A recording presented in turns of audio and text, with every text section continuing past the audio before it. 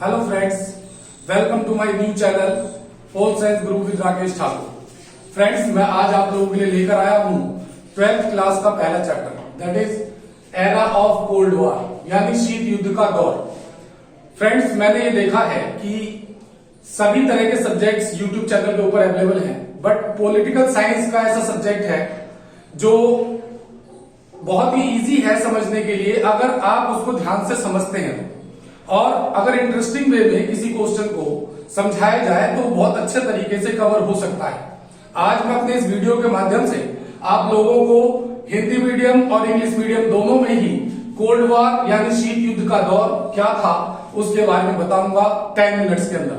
सिर्फ आप लोगों को क्या करना है, आप लोगों को ध्यान से पूरी वीडियो देखनी है और मेरी बातों को समझना है इसमें। और साथ साथ अगर आपको मेरी वीडियो अच्छी लगे तो उसे आप लाइक जरूर करें, नीचे बेल आइकन को दबाकर सब्सक्राइब करें ताकि आप लोगों को मेरी सारी वीडियोस पहुंचती रहे, और साथ साथ अपने फ्रेंड्स को भी शेयर करें ताकि उनको भी इसका फायदा मिल सके। चलिए फ्रेंड्स, टाइम वेस्ट किए बगैर मैं आप लोगों को चैप्टर स्टार्ट कराता हूं, एरा ऑफ कोल्ड वॉर, शीत युद्ध का दौर। सबसे पहला जो मेन इंपोर्टेंट टॉपिक है इसका वो है what do you mean by the cold war. Cold war होता क्या है? ये एक बड़ा ही सेंसिटिव मैटर रहा है, इसको एक शब्दों में बयान कर पाना बड़ा मुश्किल हो जाता है कई बार। सबसे पहले तो कोल्ड वॉर चला कब से कब तक था?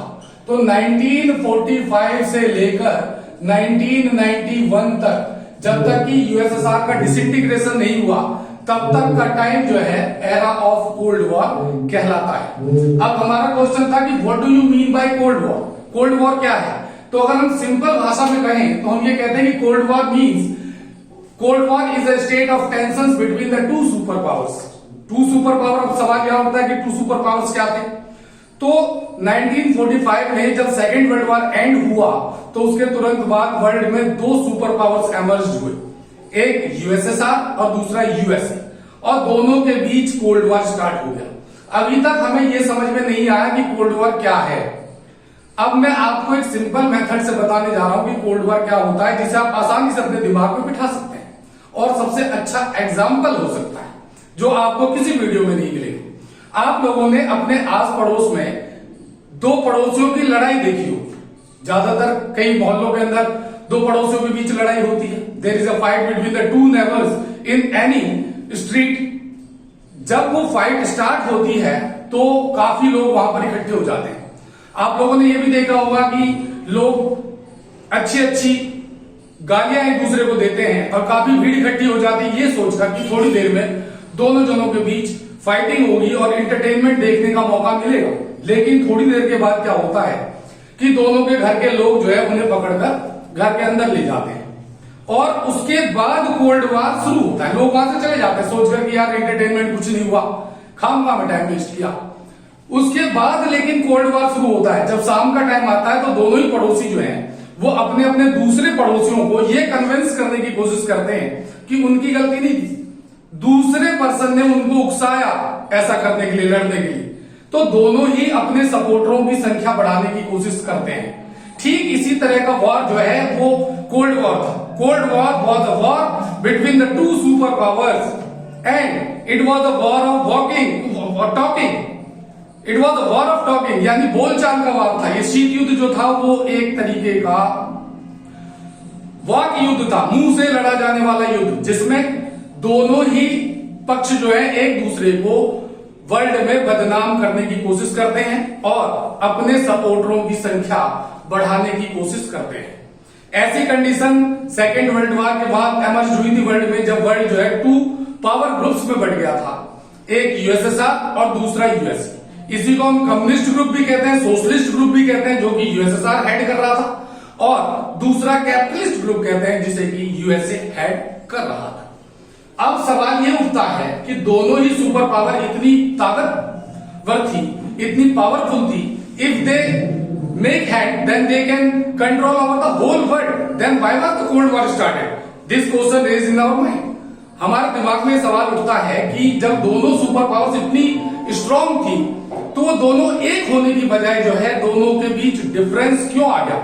दोनों के बीच जो है ये कोल्ड वॉर क्यों स्टार्ट हुआ? तो यहां पर हमारा दूसरा क्वेश्चन रेज होता है कि why was cold war started? तो सबसे पहला रीजन उसका था ideological divide. There was a difference of ideology in both the super powers. दोनों की जो आइडियोलॉजी थी वो डिफरेंट थी। सबसे पहले हम यूएसए की बात करें तो यूएसए जो है वो कैपिटलिस्ट आइडियोलॉजी पर चल रहा था। दैट मीन्स आप लोगों ने पढ़ा होगा, इको के अंदर भी पढ़ा होगा कि कैपिटलिस्ट सिस्टम का मतलब यह है कि जहां पर सब कुछ प्राइवेट सेक्टर के हाथ में होता है, जिसका मेन मोटिव जो होता है वो बेनिफिट कमाना होता है। जबकि सोशलिस्ट सिस्टम जो कि यूएसएसआर फॉलो कर रहा था, उसका मेन मोटिव था वेलफेयर, यानी घाटा उठाकर भी जनता की भलाई करना। इस पर्पज से सोशलिस्ट सिस्टम जो है वो स्टैब्लिश हुआ था। तो दोनों की सोच में बिल्कुल जमीन आसमान का फर्क था। दोनों एक दूसरे से बिल्कुल अपोजिट थे, जिस रीजन से एक साथ आने की बजाय जो है दोनों एक दूसरे से अलग। दूसरा रीजन था Trueman doctrine.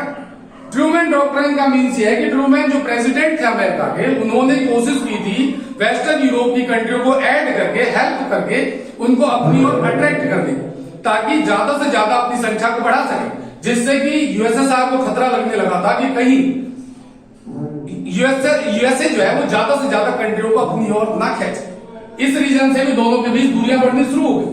Third point was Marshall plan. Marshall plan was presented by the George Marshall, who was the secretary of that state at that time. उस समय वो उस स्टेट के सेक्रेटरी थे और उन्होंने मार्शल प्लान जो है प्रेजेंट किया था।